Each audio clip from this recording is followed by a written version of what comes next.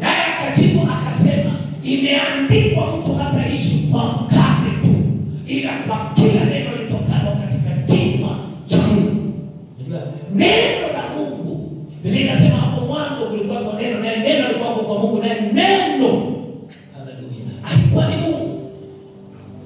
Na mstari wa 14 katika John 1 inasema neno akafanyika mtu, akakaa, akazaliwa na akakaa wetu.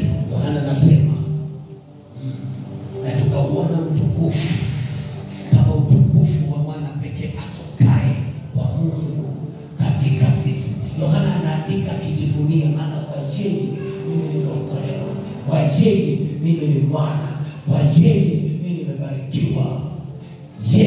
Yesu Kristo. Amen. Anasema hivi. Akamshinda shetani, akaenda. Shetani atakuja. Upende kama alikuja kwa Yesu na kufasi, amemaliza fasi, ampomoe system yote na kila kitu ambacho amepewa na Mungu, kiaribikie hapo. Hata wewe atakuja.